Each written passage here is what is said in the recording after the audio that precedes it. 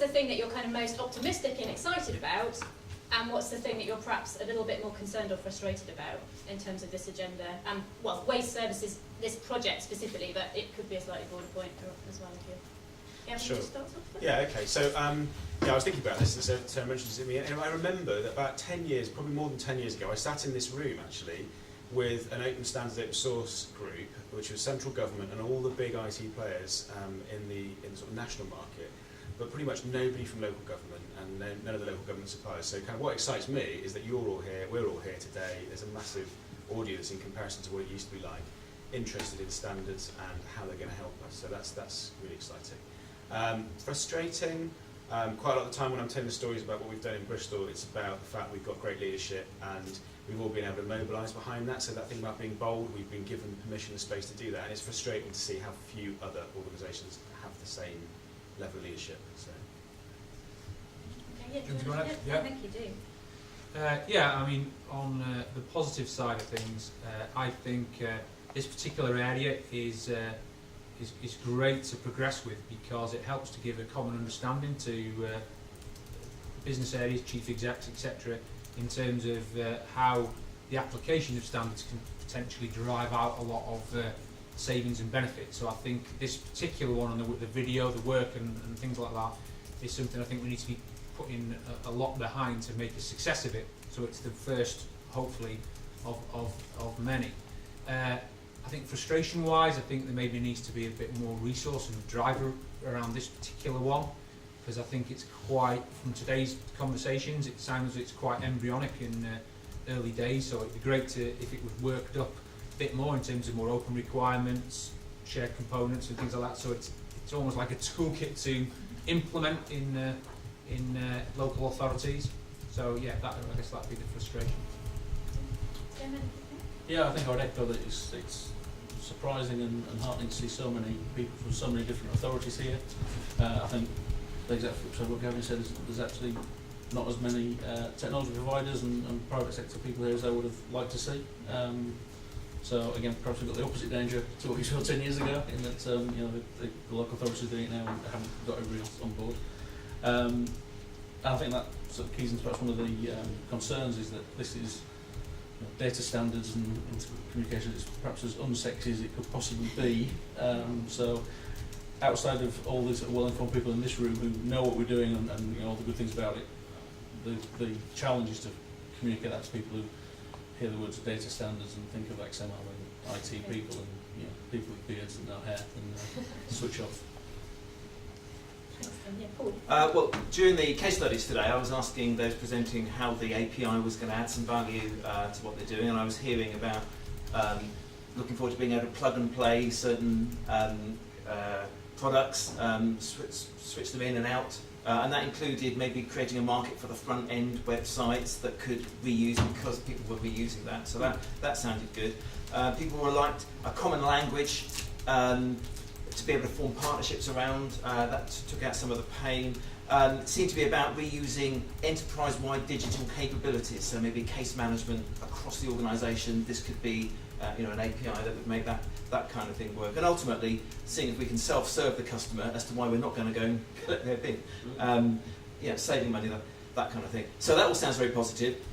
The concern, or indeed the role that we now need to make, is how we scale up from this kind of what is actually quite a very vertical view of waste of a waste API.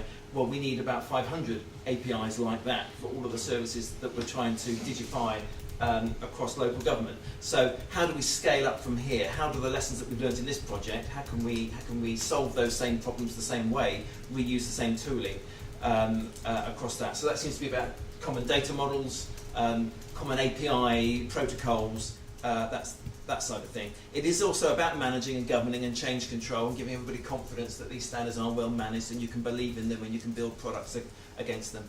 The business case also, we had a great session there, and I think it is about trying to make a business case for that particular thing, but also that it builds into a bigger business case for the whole authority about how we apply digital things. So we need to be able to do a business case that works vertically, but also has categorisations in it that you would recognise in other scenarios. I'm not sure I fully agree with Paul's thing. I think if under this vertical if you were able to get something applied in 10 councils, or 5 councils, then that would be a hell of an achievement, and that would ultimately be an exemplar or something which you can use then to evidence and progress a wider application of standards. And you know, I guess from my perspective, it would be great to get to a position whereby not only do we have a standard in terms of an open data model in terms of the architecture, not open data so much, but ultimately we also had maybe a marketplace created where people develop the front ends for us, if you know what I mean. If we get to that sort of a position, then we really are going to start driving out savings. So I think for me personally, I think if we can, you know, eat the elephant a chunk at a time, as it were, if we can put a lot of effort behind this thing and get this to be a success in an area where frankly even politicians and members understand waste, you know, very much so. You know what I mean? I think that could be a great start, and then clearly we do need to then make sure we've got the upgrade path, you know what I mean, to the wider application. Well, I think that is heartening to hear, because the project, I mean, that was in terms of the, you know, enough conversation that's in the JFDI. Is that, yeah, we thought, well, we need to. People keep talking about how standard, in theory, sort of, there was a lot of conceptual conversation about how standards might help local government and save money, and it was a case of saying, well, can we prove that, you know, with a service, and as you say, make a case, and if it hopefully is exemplary, and that there's something there that can then be built on. I think just interesting that point in terms of, because this came up in a couple of conversations I've had today, is that the outputs of this project are very much, you know, the things that Paul has described in terms of a taxonomy, an API, maybe some referencing implementations of that, but not necessarily, and here's a nice front end you can plug into your website. And you mentioned there about sort of ideally a marketplace. How, you know, if that's going to happen organically, how long? So this is my personal, you know, concern, is that it could take a very long time for us to get to a place where there are SMEs out there, for example, who are confident enough in local authorities as clients and in the standard to be actually developing things and bringing them forward. And you know, is there something we can do to accelerate that, or I don't know? I mean, I don't personally. I don't think it would take a long time, because if you've actually got, I mean, the market is here, Yeah. right? If you have 5 or if we just developed an open requirement, a requirement which basically says this is a requirement for a front end, whatever, Yeah. again, collaboratively, you know, the 5 authorities or whoever is involved. If that requirement is put out to market and people want that, actually going to pay for it, then I think the market will provide, to be honest. And it only takes people are working to a common requirement against a common API or data model, and I would guess that the market will start developing that. There's an opportunity there. So, yeah, no, that's good to hear. I think if I could just pick up on what Dylan just said about the market will come. It's just a conversation I had with one of our competitors. They don't really operate very much in the local authority space, and we're having a discussion about, you know, why are you in local authorities and you're not in local authorities? And the comment that the guy gave to me was, it just looks too difficult. Because actually working in local authorities looks really difficult. Yeah. Because you can't walk in and make a sale. You have to do all this hearts and minds stuff.